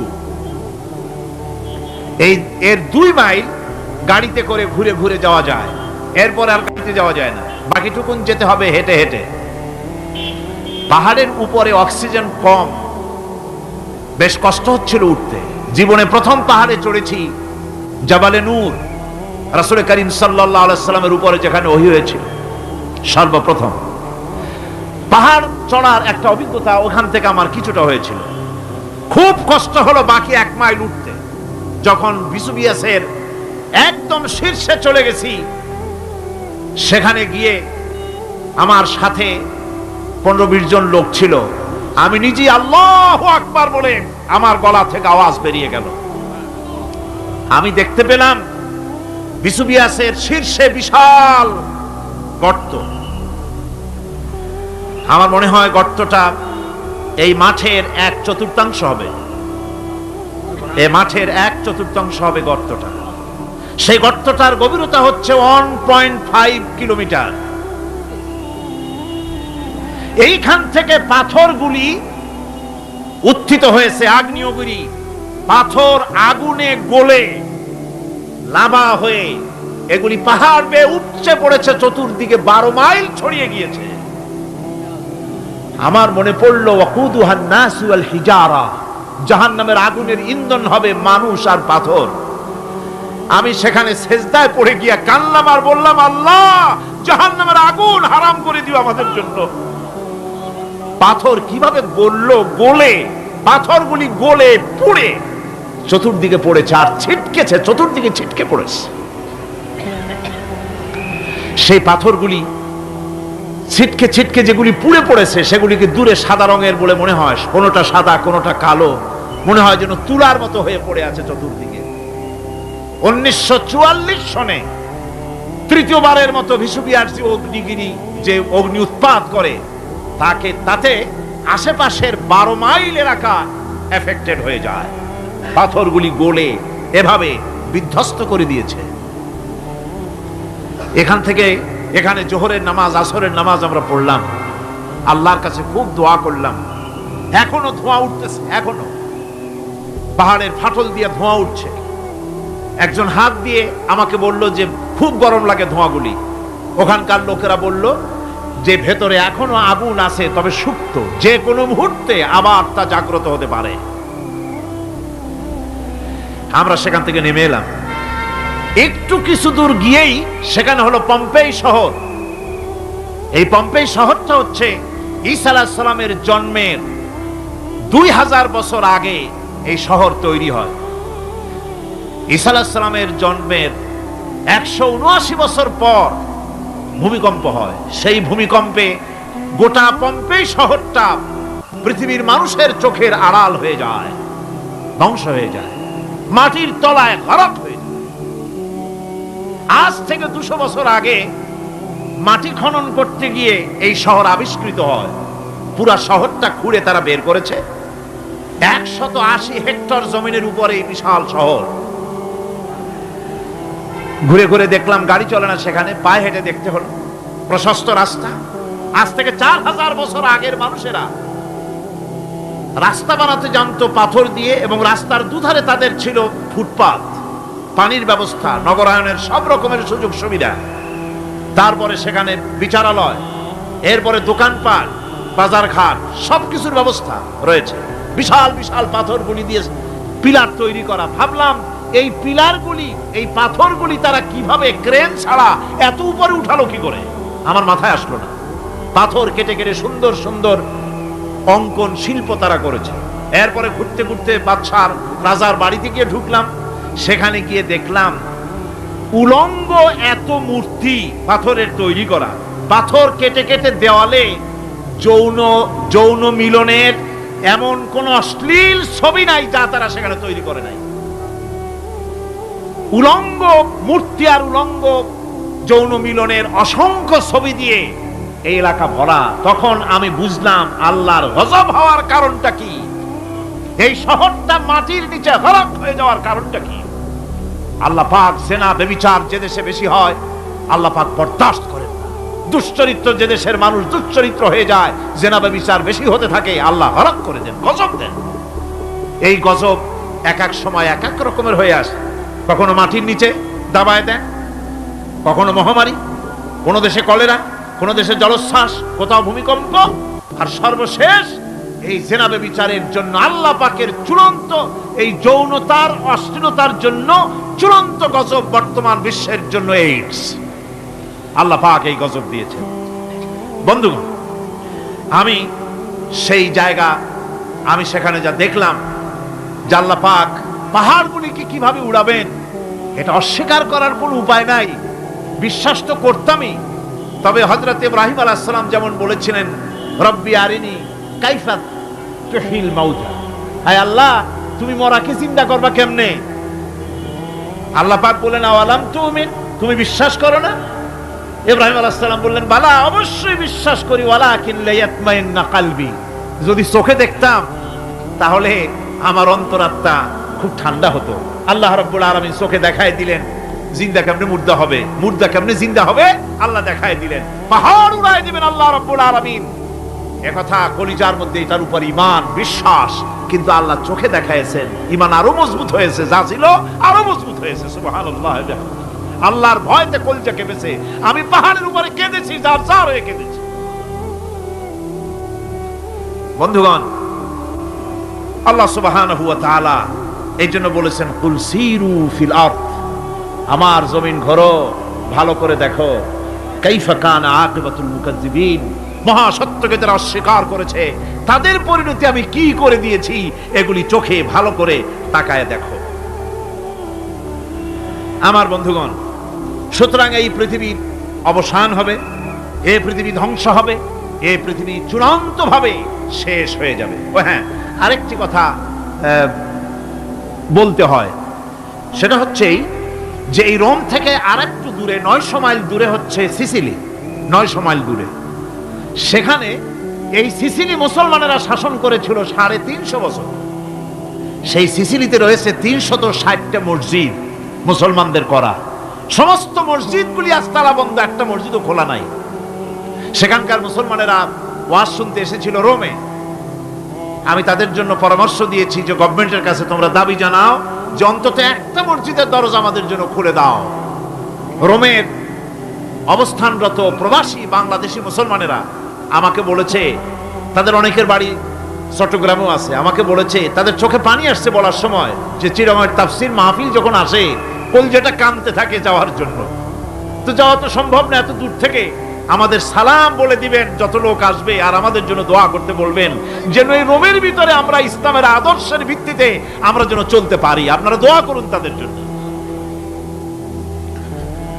ভাইরা আমার, এই পৃথিবী একদিন পরিসমাপ্তি ঘটবে এবং আল্লাহর দরবারে আমাদেরকে উঠতে হবে এবং সেখানে আমাদের বিচার হবে। সেখানে আমাদের কি হবে? বিচার হবে। আল্লাহ পাক বিচারটাকে নির্ভুল করার জন্য, সঠিক করার জন্য প্রত্যেকের গলায় আমলনামা ঝুলায় রাখছে। এখানে রেকর্ডের ব্যবস্থা করা হয়েছে। আল্লাহ পাক বলছেন ওয়া কুল্লা ইনসানিন আলজামনাহু তাইরাহু ফি উনুকিহি ওয়া নুখরিজু লাহু ইয়াওমাল কিয়ামাতি কিতাবান ইয়ালকাহু মানশুরা। আল্লাহ পাক বলেন প্রত্যেকের ভালো মন্দ কর্মফল, কর্মলিপি আমি তার গলায় ঝুলায় রেখেছি। কিয়ামতের দিন সে নিজের কাছে স্পষ্ট সব দেখতে পারবে, কোনো জিনিস বাদ পড়বে না। তার গলায় তার আমলনামা ঝুলানো আছে, সব রেকর্ড হতেছে। আমরা যা করছি সবগুলি রেকর্ড হয়ে যাচ্ছে। বর্তমান বিজ্ঞানীরা আবিষ্কার করেছে যে মানুষের শরীরের ভিতরে ডিএনএ আছে, রক্তের ভিতরে ডিএনএ, এটা একটা কোড। মানুষের রক্তের ভিতরে ডিএনএ আছে, যেমন তার ব্রেনের ভিতরে কতগুলি কোষ আছে, এক একটা কোষ এক এক ধরনের কাজ করে, অনুরূপ ভাবে তার শরীরের ভিতরে রক্তের ভিতরে ডিএনএ আছে। এই ডিএনএটা কি? এই ডিএনএটা হচ্ছে, এই ডিএনএ একটা কম্পিউটারের মতো কাজ করতেছে। লোকটা কি করবে, কোথায় যাবে, সে ভালো হবে মন্দ হবে কি হবে, সব তার ডিএনএর মধ্যে রেকর্ডকৃত আছে। এটা বোঝার জন্য একটা সুন্দর দৃষ্টান্ত দেওয়া যায়। যেমন এই কাগজটাকে আপনারা মনে করুন একটা গাড়ির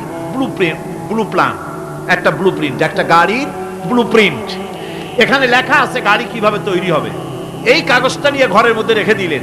এখন এই কাগজটা থেকেই অটোমেটিক গাড়ির উইন্ডো তৈরি হলো, শিল তৈরি হলো, গাড়ির বডি তৈরি হলো, চেসিস তৈরি হলো, টায়ার তৈরি হলো, ইঞ্জিন তৈরি হলো, ব্যাটারি তৈরি হলো, পেট্রোল নিল, আর কোন রকমের ড্রাইভার ছাড়াই গাড়ি চলতে আরম্ভ করলো। এই কথাটা যদি মনের মাথার মধ্যে আনতে পারেন যে এটা কিভাবে হইতে পারে, এতে লেখা অনুযায়ী যেভাবে হওয়া যদি সম্ভব হয়, অনুরূপ ভাবে মানুষের রক্তের ভিতরে ডিএনএ এরা আবিষ্কার করেছে। এর ভিতরে মানুষের ভালো মন্দ, কোথায় যাবে কি করবে, সবকিছু এর মধ্যে রয়েছে। কোরআনে কারিমে আল্লাহ রাব্বুল আলামিন, আমি গত বছরও বলছিলাম যে বিজ্ঞানের আবিষ্কার যত বাড়বে কোরআন বোঝা মানুষের জন্য তত সহজ হবে। সুবহানাল্লাহ। কোরআন বোঝা মানুষের জন্য তত সহজ হবে। সুতরাং মানুষের গলার সাথে আল্লাহ পাক বলছেন যে একটা আমলনামা আমি ঝুলাই দিয়েছি তার গলার সাথে, সে যা করতেছে ওখানে সব লিপিবদ্ধ হচ্ছে, কম্পিউটারাইজড, কম্পিউটারের মতো এগুলি সব গ্রহণ করতেছে। এগুলি কিয়ামতের দিন তার সামনে হাজির করা হবে। কিয়ামতে যখন আমলনামা তার সামনে দিয়ে বলা হবে, ইকরা কিতাবাকা কাফা বিনাফসিকাল ইয়াওমা আলাইকা হাসিবা, তাকে বলা হবে নিজের কর্মলিপি নিজেই পড়ো, আজ তুমি তোমার নিজের হিসাব নিতে যথেষ্ট। বন্ধুগণ, এই মাহফিলে যত লোক আমরা বসে আছি, আমরা আমাদের হিসাব নিতে যথেষ্ট না আরেকজন লাগবে? কোন আমরা যথেষ্ট কিনা? কথা বোঝেন নাই। আমি বলতে চেয়েছি এটা, আমরা যদি এখন চোখ বুঝে চিন্তা করি যে পিছনের জীবনে কি করেছি, মনে পড়বে নাকি পড়বে না? বলেন সবাই, পড়বে কি পড়বে না? ছোটবেলায় কবে পায়ের নিচে কাটা ফুটেছিল, কবে কোথায় আছাড় খেয়েছিলেন, কবে কার বেল তাল আম কাঁচা আম চুরি করে খেতে গিয়ে কিল খেয়েছিলেন, তাড়া খেয়েছিলেন, তাকে এখন মনে নাই? আছে। তাহলে কিল, ওই তাল বেল চুরি করতে গিয়ে যে কিলটা খাইছিলেন সেটাও মনে আছে, ভালো মন্দ সব মনে আছে। তাহলে কোন হোটেলের রুমে কি করছিলেন, কোন স্কুলে কোন কলেজে কি করছিলেন, তারপরে জীবনে ছোট বড় ঘটনাগুলি চোখ বুঝতে মনে পড়বে না? এবার হিসাব করেন, মনে যদি পড়ে এবার হিসাব করেন আপনি জান্নাতি না জাহান্নামী। আপনি আপনার নিজের হিসাব নেওয়ার জন্য যথেষ্ট। তাকে হিসাব করতে বলা হবে, তোমার হিসাব, তোমার নিজের হিসাব নেওয়ার জন্য তুমি যথেষ্ট, তোমার হিসাব তুমি নিজেই করো, এটা পড়ো। আর সেই কিয়ামতের দিন কোনো সাহায্যকারী মিলবে না। লান তানফাকুম আরহামুকুম ওয়ালা আওলাদুকুম ইয়াউমাল কিয়ামা। লান তানফা, কিয়ামতের দিন কোনো ফায়দা হবে না, অবশ্যই কোনো ফায়দা হবে না, কোনো উপকারে আসবে না। কিয়ামতের দিন তোমার সন্তান, তোমার স্ত্রী, তোমার মাল, তোমার সম্পদ কোনো উপকারে আসবে না। কিয়ামতের ময়দানে সেদিন সব তোমার সাথে বিচ্ছেদ করবে, সব পালায় যাবে। সেখানে উৎকোষেরও কোনো কারবার নাই যে ঘুষ টুস দিয়া, ফেরেশতাদের কোনো রকম বুঝবাজ দিয়া, আলাদা কোনো চোরাগলি পথ দিয়া একেবারে ফুট করে ভেসতে চলে যাবেন, এমন কোনো সুযোগ নাই।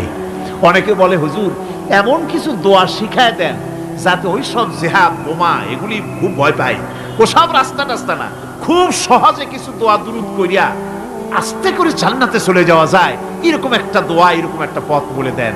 আমি বলি, ভাই এরকমের কোন চোরাগলি আমার রাসূল আবিষ্কার করতে পারেন নাই, আল্লাহর পয়গম্বরের ওই ধরনের পথ, কোন পথ আবিষ্কার করতে পারেন নাই।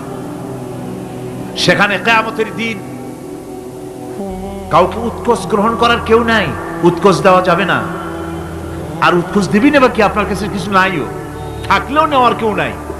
এই দুনিয়ায় ফাঁকিবাজি করে বহুত কিছু করা যায়, কিন্তু কিয়ামতের মাঠে এগুলি কিছুই চলবে না। اليوم لا ينفع مال ولا بنون। কিয়ামতের দিন ধন সন্তান সন্ততি আর সম্পদ কোনো কাজে লাগবে না। সেদিন শুধু আমল যদি ভালো হয় কাজে লাগবে, আমল খারাপ হবে সব শেষ হয়ে যাবে। আল্লাহ রাব্বুল আলামিন নবীজিকে ডেকে বলেছেন, নবী আপনি বলেন, কুল মা কুনতু বিদআম মিনার রাসূল, আপনি বলুন আমি কোন নতুন রাসূল নই, আমার আগে অনেক নবী রাসূল পৃথিবীতে এসেছেন, তারা বিদায় হয়ে গেছেন। আমি জানি না কিয়ামতের দিন আল্লাহ রাব্বুল আলামিন আমার সাথে কি ব্যবহার করবেন, আর আমি এও জানি না যে কিয়ামতের দিন আল্লাহ পাক তোমাদের সাথে কি ব্যবহার করবেন।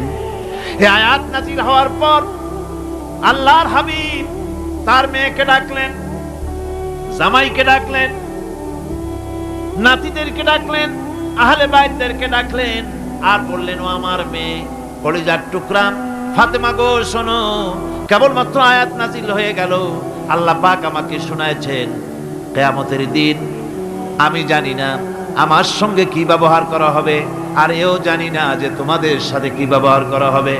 ও আমার কলিজার টুকরা মেয়ে ফাতেমা, কিয়ামতের দিন মুহাম্মদ সাল্লাল্লাহু আলাইহি সাল্লামের মেয়ে এই হিসাবে তোমার নাজাতের ফয়সালা হবে না।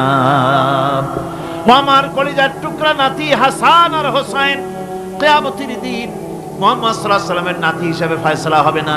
ও আমার জামাই হযরতে আলী, কিয়ামতের দিন আমার জামাই হিসাবে নাজাতের ফয়সালা হবে না। আমল যদি ভালো হয় ফয়সালা ভালো হবে, জান্নাতে চলে যাবে।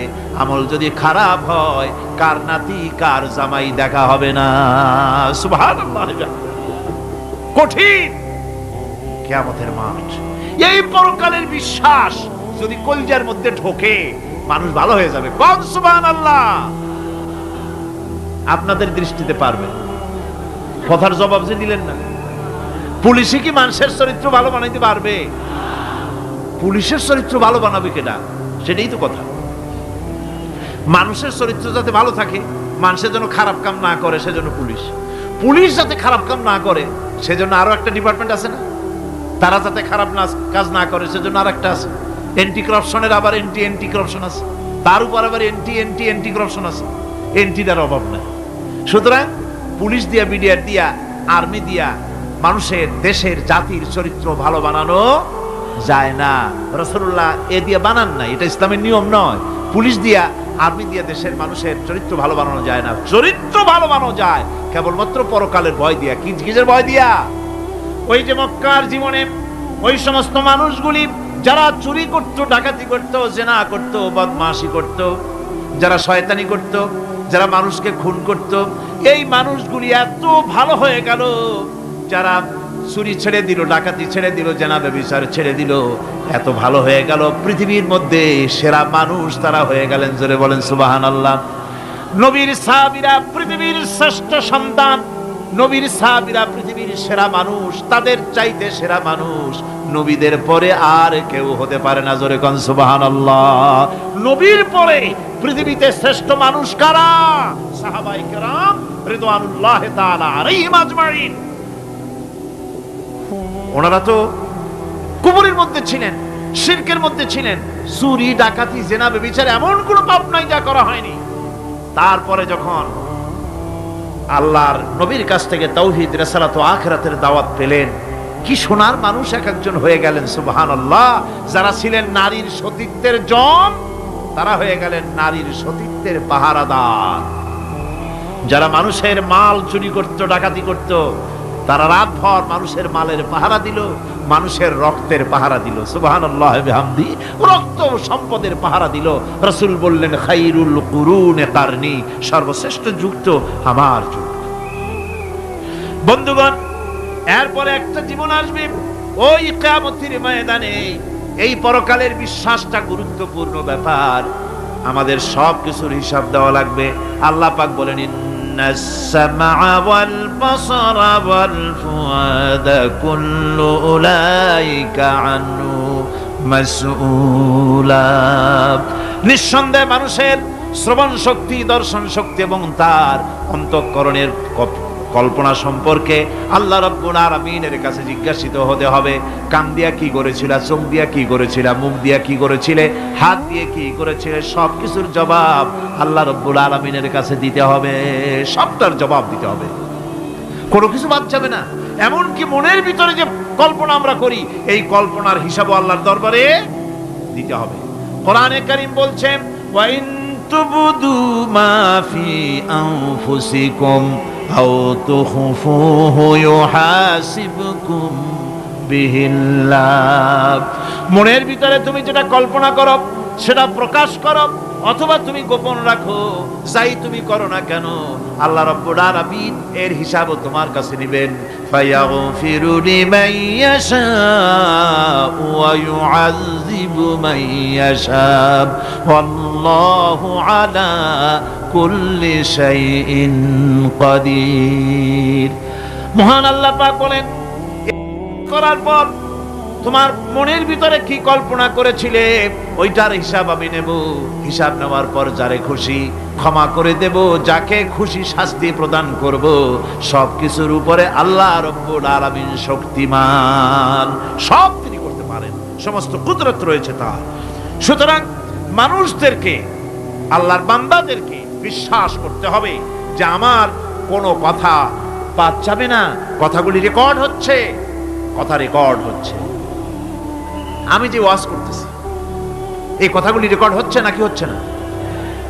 অনেক টেপ রেকর্ডার রেকর্ড হচ্ছে, অডিও ভিডিও হচ্ছে। আজ থেকে 50 বছর পর যদি এই রেকর্ড বাজানো হয়, আমাকে যদি বলা হয় যে আপনি অমুক জায়গায় অমুক কথা বলেছেন, আমি যদি বলি না আমি কথা বলি নাই, তারপরে যদি রেকর্ড বাজানো হয়,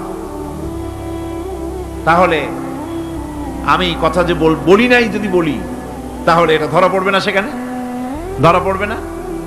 তাহলে এই মানুষের কথা প্লাস্টিকের ফিতায় রেকর্ড করে 50 বছর, 100 বছর, 200 বছর, 500 বছর যদি প্লাস্টিকের ফিতায় এটাকে চলচ্চিত্র করে অথবা টেপ রেকর্ডারে করে যদি ধরে রাখা যায়, এই বুদ্ধিটা কে দিলেন কত দেখি?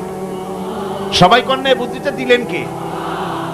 যে আল্লাহ রাব্বুল আলামিন মানুষের মাথায় বুদ্ধি দিলেন, যার দ্বারা সে মানুষের কথাবার্তা অ্যাক্টিভিটি সব ধরে রাখতে পারে। সে আল্লাহ রাব্বুল আলামিন বুঝি আপনার আমার কথা এবং আপনার আমার অ্যাক্টিভিটিসকে তিনি বুঝি ধরে রাখতে পারবেন না কিয়ামত পর্যন্ত? পারবেন কি না? সেজন্য রাব্বুল আলামিন বলেন, মা ইয়ালফিযু মিন কাওলিন ইল্লা লাদাইহি রাকিবুন আতীদ। সমস্ত কথা রেকর্ড হচ্ছে। সুবহানাল্লাহ কোন জোরে! সমস্ত কথা রেকর্ড হচ্ছে, একটা কথাও বাদ যাবে না। মুখ আছে বলেই কথা বলবেন তা না, হিসাব করে কথা বলতে হবে। গীবত গাওয়া যাবে না, মিথ্যা কথা বলা যাবে না, মিথ্যা ওয়াদা করা যাবে না। মিথ্যা ওয়াদার তো মৌসুম এসে গেছে। কি কোন বোঝেন কথা? হ্যাঁ, মিথ্যা ওয়াদার মৌসুম এসে গেছে। এখন মৌসুমে বাহার, মিথ্যা বলার। কত সুন্দর সুন্দর ওয়াদা, সোনা দিয়ে রাস্তা বানায় দেব। অভুক্ত মানুষদের বলা হয় না খেয়ে মরবেন না, কিন্তু কি খেয়ে মরবে তাও কয় না। আমরা যদি যাইতে পারি তাহলে মটকির মতো রসগোল্লা বানায় দেব, গরুর গাড়ির চাকার মতো জিলাপি বানায় দেব। খাইতে গিয়ে হা করে শীত হয়ে থাকবে। কত রঙিন রঙিন কথা। মিথ্যা ওয়াদার সময় এসে গেছে। ভাইরা আমার, পরকাল যদি বিশ্বাস করে সেই ব্যক্তি কিছুতেই মুখ আছে বলেই যা খুশি বলবে না, পরনিন্দা করবে না, পরচর্চা করবে না, হাত আছে বলেই যা তা লিখবে না। ঘটনা হইল একটা, লিখলো আর একটা। কলম একটা আছে বলেই যা খুশি তা লেখা যায় না, মুখ আছে বলেই যা খুশি তা বলা যায় না, চোখ আছে বলেই যা খুশি তা দেখা যায় না। গরু খাওয়া জায়েজ করা হয়েছে বলে গরুর লেজ থেকে মাথা পর্যন্ত পাইকারি ধরে সব খাওয়া যায় না। গরু খাওয়া হারাম না হালাল? হালাল। পাইকারি দরে লেজ থেকে মাথা পর্যন্ত সব খাওয়া হালাল না। ওর মধ্যে আল্লাহ কিছু হারাম রেখে দিছে, সেগুলোকে বাইসে খাইতে হবে। আল্লাহ দেখতে চান পাইকারি দরে জম্মের খাওয়া খাও না আমার হারাম গুলি বাদ দিয়ে খাও, নিষেধ করা গুলি বাদ দিয়ে খাও। মুখ আছে বলেই যা খুশি তা বলা যাবে না, কান আছে বলেই যা খুশি তা শোনা যাবে না, চোখ আছে বলেই যা খুশি তা দেখা যাবে না, হাত পা আছে বলেই যা খুশি তা করা যাবে না। সবটার পেছনে আল্লাহ রাব্বুল আলামিনকে ভয় করা লাগবে। মহান আল্লাহ রাব্বুল আলামিন বলে, বান্দারে তোমার সমস্ত কার্যাবলী, এমনকি তোমার চাহনিটা পর্যন্ত কার দিকে কি নিয়তে তাকায়ছো কেউ জানে না, আমি আল্লাহ রাব্বুল আলামিন জানি। وَيَعْلَمُ خَائِنَةَ الْأَعْيُنِ وَمَا تُخْفِي الصُّدُورُ। তোমার অন্তঃকরণ কি জিনিস গোপন করে, আর তোমার চক্ষু কি লুকোচুরি খেলে আমি টের পাই। সুবহানাল্লাহ ওয়া বিহামদি। চশমার ফাঁক দিয়া কি দেখো, কারে দেখো, কি নজরে দেখো, সানগ্লাস পরিয়া কেউ ঠিক পায় না, আমি ঠিক পাই। সুবহানাল্লাহ, জোরে কান সুবহানাল্লাহ। সুতরাং চোখের নজরের হিসাব হবে, হাতের কাজের হিসাব হবে, পায়ের চলার হিসাব হবে, আপনার বলার হিসাব হবে, মুখে যা বলেছেন, যা করেছেন, হাত পাও দিয়ে যা করেছেন, সবকিছুর হিসাব হবে কিয়ামতের দিন। আল্লাহর দরবারে সবকিছু উপস্থিত হবে, কোন জিনিস বাদ পড়বে না। ফামান ইয়ামাল মিসকালা যাররাতিন খায়রান ইয়ারা ওয়া মান ইয়ামাল মিসকালা যাররাতিন শাররান ইয়ারা। ছোট্ট একটা ভালো কাজ যদি করো, তাও হাজির করা হবে সামান্যতম ভালো কাজও তোমার বাদ পড়বে না। আর ক্ষুদ্রতম কোনো খারাপ কাজ করলে তাও উপস্থিত করা হবে, সব তোমার সামনে, কোনো জিনিস বাদ পড়বে না, সব দেখতে পাবে কিয়ামতের দিন। ভালো কাজটাও আর খারাপ কাজটাও আল্লাহর কাছে সেদিন আল্লাহ পাক মানুষের সামনে উপস্থিত করে দিবেন। আল্লাহ পাক বলছেন, সেদিন এই জমিন, তার ভিতরে যা লুক্কায়িত ছিল, জমিন সব বের করে দেবে। কান্নাহুম জারাদুম মুনতাশির। টিড্ডি, ফড়িংগুলি, পোকাগুলি মাটির থেকে যেমন বেরোয়, এ মাটির ভিতরে যা আছে কিয়ামতের দিন সব মাটি বের করে দেবে। ইযা যুলজিলাতিল আরদু জিলজালাহা ওয়া আখরাজাতিল আরদু আসকালাহা ওয়া ক্বালাল ইনসানু মা লাহা। এ জমিনকে ঝাঁকি মারা হবে প্রবল এক ঝাঁকুনি, প্রবল এক ঝাঁকুনিতে এই পৃথিবীর মধ্যে যা কিছু আছে সব বেরিয়ে যাবে। সুবহানাল্লাহ কইতে ইচ্ছা করে না মিয়ারা? এক ঝাঁকুনিতে পৃথিবী সব বের করে দেবে। মানুষ হয়রান হয়ে বলবে, কি হয়েছে, এ মাটির হলোটা কি? আমার বন্ধুগণ, মানুষ হয়রান হয়ে গিয়ে বলবে, মাটির কি হলো? আল্লাহ রাব্বুল আলামিন বলেন, ইয়াউমাইযিন তুহাদ্দিসু আখবারাহা বিআন্না রাব্বাকা আওহালাহা। জমিনের উপরে যা ঘটেছে জমিন তা সব বের করে দেবে, সব প্রকাশ করে দেবে। আর এটা এই জন্য হবে যেহেতু তার রবের হুকুম হয়েছে, তার রব হুকুম করেছে বের করে দে। জমিনের ভিতরে আছে যা সব বেরিয়ে যাবে, আকাশ ভেঙে পড়বে, পাহাড় উড়ে যাবে, জমিনের ভিতরে যা আছে সব উপরে চলে আসবে, পৃথিবীতে সব শেষ, কিচ্ছু নাই, আকাশ নাই, পাহাড় নাই, সমুদ্র নাই, সব একাকার, চন্দ্র নাই, সূর্য নাই, তারকা নাই, গ্যালাক্সি নাই, মহাশূন্য নাই, সব শেষ। আল্লাহ রাব্বুল আলামিন সমস্ত ফেরেশতাদেরকে শেষ করে দিবেন, সকলের মওত হয়ে যাবে, কেউ আর থাকবে না। এমনকি হযরতে আজরাইল মালাকুল মউত তিনিও থাকবেন না, সব আল্লাহ রাব্বুল আলামিন মৃত্যু করে দিবেন। এরপরে আল্লাহ রাব্বুল আলামিন একা তিনি বলবেন, ইয়া দুনিয়া, ইয়া দুনিয়া আইনা আনহারুকি। এ পৃথিবী, তোর সেই সমুদ্রগুলি কোথায়, নদীগুলি কোথায়? ইয়া দুনিয়া আইনা আশজারুকি। হে দুনিয়া, তোমার গাছগুলি কোথায়? এত বন বনানি, এত গাছ ছিল। ইয়া দুনিয়া আইনা জিবালুকি। এ পৃথিবী, তোর জমিনে যত পাহাড় ছিল, পাহাড়গুলি কই? যত স্বৈরাচার ছিল জমিনের উপরে, যারা স্বৈরাচারী মনোবৃত্তি নিয়ে মানুষ ধ্বংস করেছে, দেশ ধ্বংস করেছে, মায়ের বুক খালি করেছে, ওই স্বৈরাচারগুলি কই? কোনো জবাব নাই। আল্লাহ পাকের পরে বলবেন লিমানিল মুলকুল ইয়াউম, কার রাজত্ব আজকে? রাজত্বটা কার? আল্লাহ তিনবার আওয়াজ দিবেন, আজকে রাজত্ব কার? আল্লাহ পাক যখন তিনবার করে ডাক দিবেন, কোনো জবাব নাই, কোনো জবাব নাই। কে জবাব দেবে? আল্লাহ রাব্বুল আলামিনের সামনে কার ক্ষমতা আছে কথা বলার? কেউ তো নাই, সব শেষ। আল্লাহ পাক বলবেন লিল্লাহিল ওয়াহিদুল কাহ্হার, একমাত্র পরাক্রমশালী আল্লাহ রাব্বুল আলামিনের রাজত্ব আজ। সেই হাসরের মাঠে আমাদের সকলকে উপস্থিত হয়ে যেতে হবে। কেউ আমরা এখান থেকে বাঁচতে পারবো না, সবাইকে উঠতে হবে। অপরাধীরা সেখানে অসহায় হয়ে যাবে, অপরাধীরা অসহায় হয়ে যাবে। আল্লাহ পাক বলেন ফাইযা জাআতিস সাখাতু ইয়াওমা ইয়াফিরুল মারউ মিন আখিহি ওয়া উম্মিহি ওয়া আবিহি ওয়া সাহিবাতিহি ওয়া বানিহি। অবশেষে যখন কান ফাটানো আওয়াজ আসবে, এই আওয়াজ সেদিন মানুষ নিজের মা বাপ ভাই বোন সব থেকে বিচ্ছিন্ন হয়ে যাবে, সব একের থেকে আরেকজন পালায়ে যাবে, হারায়ে যাবে, কেউ কাউকে আর খুঁজে পাবে না। সেদিন ওই কিয়ামতের মাঠে বিভীষিকাময় দৃশ্য, মানুষ হয়রান হয়ে যাবে।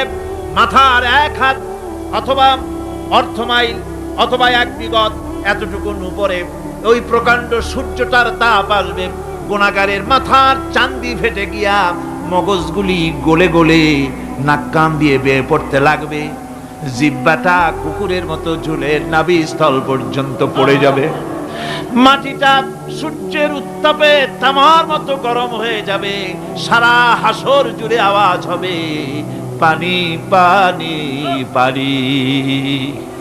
মানুষেরা হয়রান হয়ে যাবে সে হাসরের ময়দানে। এই চরম কষ্টের ভিতরে আল্লাহ রাব্বুল আলামিন বলেন সেদিন দুটো ভাগ হয়ে যাবে। একদল মানুষের চেহারা আলোয় ঝলমল হয়ে যাবে, আর একদল মানুষের চেহারাগুলি কালো হয়ে যাবে। উজুহু ইয়াউমাইদিন মুসফিরাতুন দাহিকাতুন মুস্তাবশিরা ওয়া উজুহু ইয়াউমাইদিন আলাইহা গাবারা। আল্লাহ পাক বলেন এক শ্রেণীর মানুষের চেহারা হাস্যোজ্জ্বল ঝলমলে হয়ে যাবে, আর এক শ্রেণীর মানুষের চেহারাগুলি কালো হয়ে যাবে। তারহাকুহা কাতারা উলাইকা হুমুল কাফারাতুল ফাজারা। হাস্যোজ্জ্বল, স্বচ্ছন্দপূর্ণ, সুন্দর, উজ্জ্বল ঝলমলে চেহারা হবে ঈমান আনার কারণে, পরকালকে বিশ্বাস করার কারণে, আল্লাহ এবং রাসূলের কথা অনুযায়ী জীবন যাপনের কারণে চেহারাটা উজ্জ্বল হয়ে যাবে। আর আল্লাহর নাফরমানি, রাসূলের নাফরমানি, পরকালকে অস্বীকার করার কারণে কাফেরগুলির চেহারা, মুনাফিকগুলির চেহারা কালো হয়ে যাবে। তাদেরকে আলাদা করে দেওয়া হবে। আমতাজুল ইয়াওমা আইয়ুহাল মুজরিমুন, মুজরিমদেরকে আলাদা করে দেওয়া হবে, দুইটা ভাগ হয়ে যাবে। এই চরম অবস্থা সৃষ্টি হবে কিয়ামতের ময়দানে। সেদিন রাসূল করিম সাল্লাল্লাহু আলাইহি ওয়াসাল্লাম উম্মতের জন্য সুপারিশ করবেন। সেই সুপারিশ যেন আমাদের করতে পারেন সেজন্য আমাদেরকে তৈরি করতে হবে, সে ধরনের যোগ্য আমাদেরকে বানাতে হবে। বন্ধুগণ, এই পরকালীন জীবন, এর সম্ভাবনা এটা যে হবে এবং সেই পরকালে আমাদের সকলকে যে উঠতে হবে, কিয়ামতে আল্লাহর কাছে জীবনের সব কিছুর জবাবদিহি করতে হবে, এই ভীতি সৃষ্টি করতে চায় আল্লাহ পাক মানুষের ভেতরে। আল্লাহ পাকের চাইতে মানুষের কল্যাণকামী আর কেউ আছে? চিল্লায় কোন আল্লাহর চাইতে, বিশ্ববাসীর সৃষ্টি জগতের কল্যাণকামী আল্লাহর চাইতে, রাসূলের চাইতে বেশি কেউ কি আছে? সে আল্লাহ পাক সব বলে দিলেন, ওপেন সিক্রেট করে দিলেন, সব গোপন ফাঁস করে দিলেন। কেমনে বিচার হবে, কেমনে কিয়ামত অনুষ্ঠিত হবে, কেমনে কি হবে, সব খুলে খুলে আল্লাহ পাক বলে দিলেন আমাদেরকে ভালো হওয়ার জন্য। কোরআনে কারীম বলছে লাইসাল বিররা আন তুওয়াল্লু বুজুহাকুম কিবালাল মাশরিকি ওয়াল মাগরিব। পূর্ব পশ্চিমে মাথা ঘুরানো, সার নত করা, মাথা ঘুরানো, মুখ ঘোরানো, এটাই কিন্তু সৎ কাজ এবং পুণ্যবান হওয়ার সৎ কাজ করার, নেককার হওয়ার জন্য যথেষ্ট নয়, বরং ওয়ালাকিন্নাল বিররা মান আমানা বিল্লাহি ওয়াল ইয়াউমিল আখির। প্রকৃতপক্ষে সৎকারী মুমিন, ভালো কাজ করা, প্রকৃত মুমিন, সত্যিকারের ভালো মানুষ, সত্যিকারের ইমানদার হওয়ার জন্য 10টি কাজ লাগবে। কয়টি কাজ? 10টি কাজ লাগবে। সেই 10টি কাজের একটি কাজ গত বছর আপনাদের খেদমতে আরজ করা হয়েছে, 2টি বলা হয়েছে, বাকি আজকে বললাম আর একটা, হয়ে গেল 3টা। বাকি আছে কয়টা? 7টা বাকি আছে, আরো 7টা। পরকাল ভিত্তিক জীবনযাপন যদি করতে পারি তাহলে আমরা হব দুনিয়ার শ্রেষ্ঠ মানুষ। কোন আলহামদুলিল্লাহ। আমার দেশ, আমার জাতি, আমার school, college, university, secretariat, cantonment, রান্নাঘর থেকে শুরু করে বঙ্গভবন, দেশের সর্বত্র মানুষের ভেতরে যদি পরকালের জবাবদেহিমূলক জীবনযাত্রার অনুভূতি সৃষ্টি করে দেওয়া যায়, কিয়ামত আছে আর জবাব দিতে হবে আল্লাহর দরবারে। এই পরকালকে এভাবে বিশ্বাস করতে পারলে, ওইভাবে জীবন করতে পারলে দেশ সুখী হবে, সমৃদ্ধশালী হবে, বিপদ দূরীভূত হবে, অন্ধকারের আমানিশা দূর হয়ে গিয়ে পৃথিবীতে আবার সুন্দর সূর্য উদিত হবে। ইসলামের নতুন বার্তা নিয়ে পৃথিবীতে শান্তি আসবে, সুখ আসবে, সমৃদ্ধি আসবে, স্বাধীনতা টিকবে, সার্বভৌমত্ব টিকবে, দেশ এক সুখী সমৃদ্ধশালী সুন্দর দেশে পরিণত হবে। বাংলাদেশ হবে পৃথিবীর একটা আদর্শ দেশে পরিণত হয়ে যাবে, যদি এই কথাগুলি আমরা বিশ্বাস করি আর আমল করে চলতে পারি। আল্লাহ পাক যেন সে তৌফিক আমাদের দেন। সকলে বলি আমিন। সকলে কোন আমিন।